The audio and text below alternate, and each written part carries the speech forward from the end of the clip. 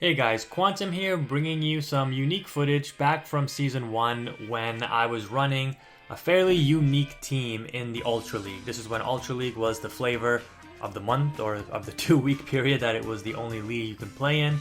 And you can see there our rating is 2342. This is the final set I played on this account to activate the rank 8. And you saw our record in the beginning there, 45 and 50. Very, very good record. If you go back on my channel, you're going to see some analysis around this team and around how I played in Ultra League.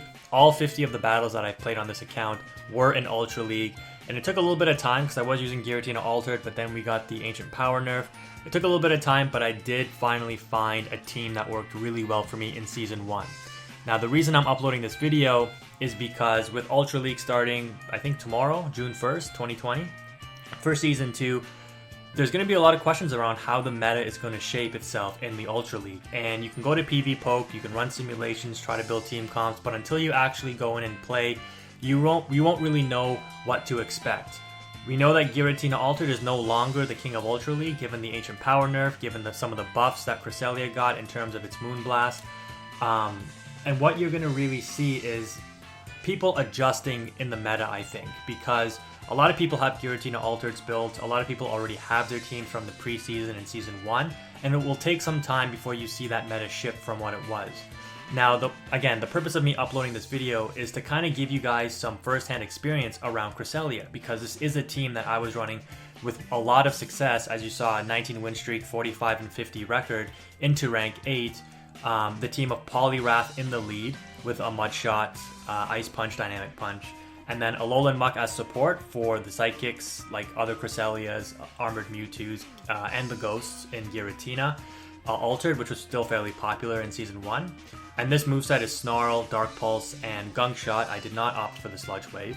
And then I was running Cresselia as my tank safe swap, and the Cresselia is using Psycho Cut, which is basically a Mudshot clone, but with Psychic typing, so it generates energy very fast, but it deals virtually no damage. And then the charge moves in Moonblast and Future Sight. With the addition of Grass Knot and Cresselia's other move in Aurora Beam, I don't think you really need those. I think with the Moonblast buff, you definitely want Moonblast, obviously, and you still want Future Sight as the hard-hitting stab Psychic type move on Cresselia. It's still going to be able to deal with Swampert very, very effectively. You don't really need the Grass Knot, to be honest. And that's just my opinion. Again, we will see how the meta shapes up, but I don't think you need to spend the Elite Fast TM or bother leveling up that Cresselia that we got from the special research back in May for the, I think it was the Sinnoh event. So I'm going to go ahead and commentate some of these matches. You know what the movesets are. I'll post, or I should have posted the IVs of the Pokemon that I'm using on the side of the video here. But again, I have a lot of experience with this team. I know it was very, very effective in Season 1, and I can only guess it's going to be even better in Season 2.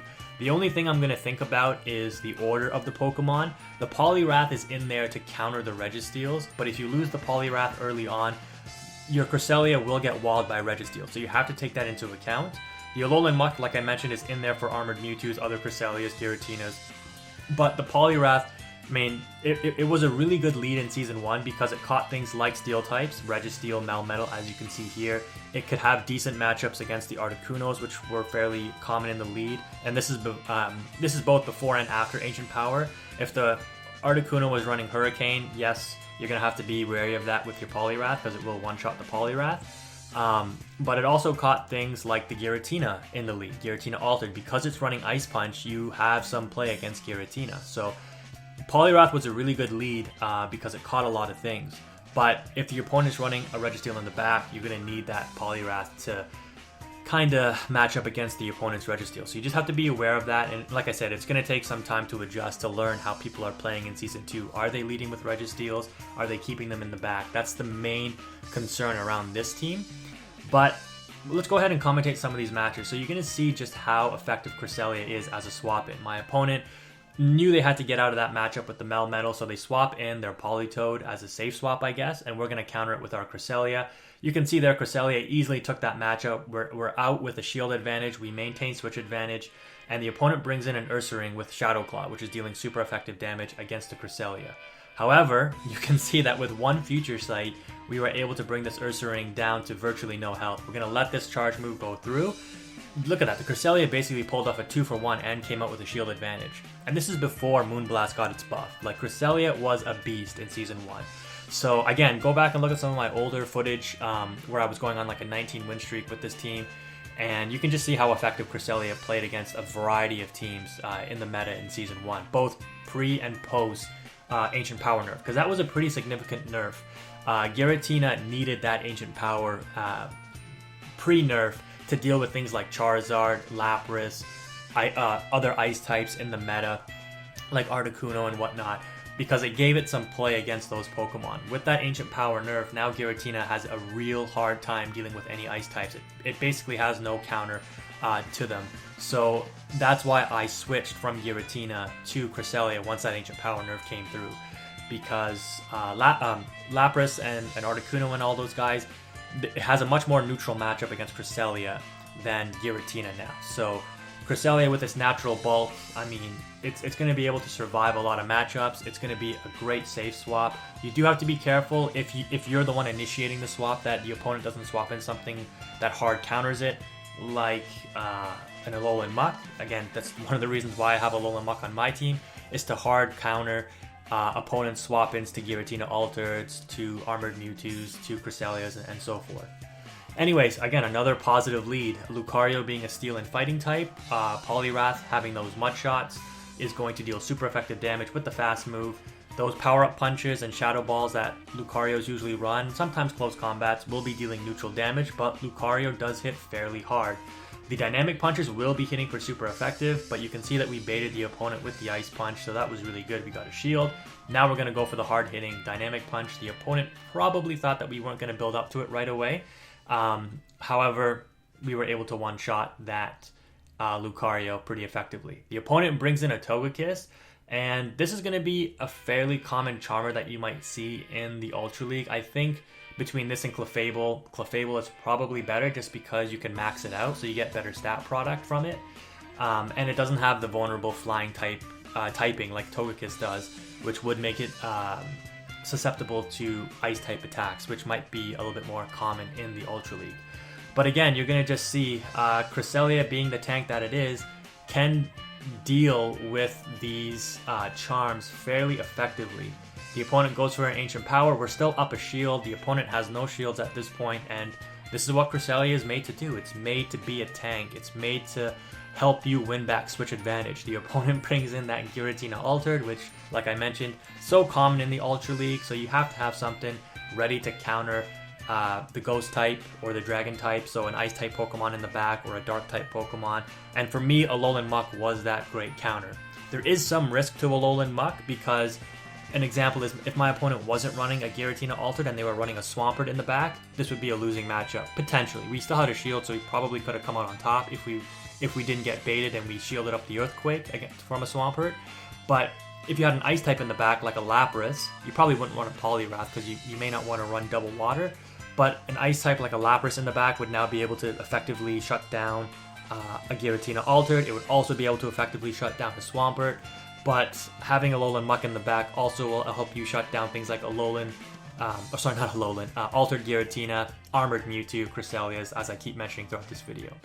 So again, another amazing lead for us in this third, or is this the third or the fourth match? I don't remember, but Snorlax, and a Shadow Snorlax at that. Look at the damage from the licks. So Shadow Pokemon, definitely going to be something to look out for in the Ultra League. You might even see some Shadow Gardevoirs popular throughout every single league, basically. But this Snorlax is putting on the hurt on the Poliwrath, so we're going to have to shield things up. But my opponent, makes a swap into the Giratina Altered. So we know how this is going to go. Again, this is what the team is built for. When we see that swap to Giratina Altered, we're going straight into the Alolan Muck. Now this opponent is running Dragon Breath and not Shadow Claw, which is fine. Alolan Muck can still hang with this. But the opponent, it looks like, does not have Dragon Claws. So they are going for Shadow Sneaks, which is not the best because A, it's resisted, and B, Shadow Sneak is a terrible move, to be honest. Very poor energy to damage ratio, and it costs a fair amount given what you get from it. So this is why it was so significant when Ancient Power got that nerf. It really, you can see it on PvP Poke, right? Giratina was easily the undisputed king of Ultra League after that Ancient Power nerf. it leaves much to be desired now on Giratina Altered. Still a really good Pokemon with the Dragon Breath or Shadow Claw and Dragon Claw damage, but like I said, without that Ancient Power, man, you really lose a lot of coverage with the Giratina Altered.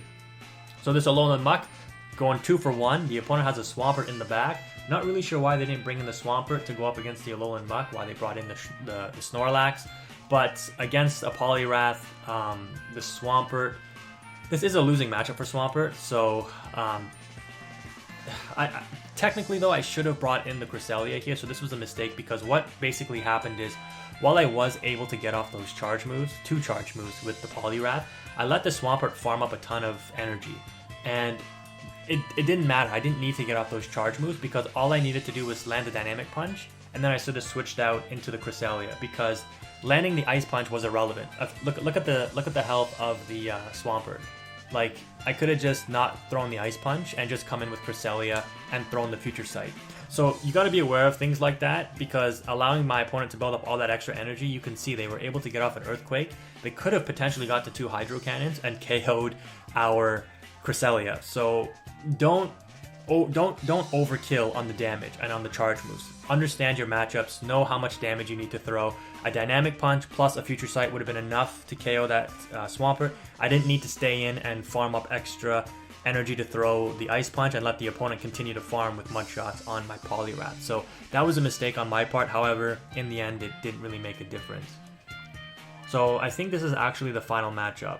So that last one must have been the 4th match. So this is the 5th match here. For some reason, it always takes a lot of time to find these matches whenever I'm on the final match.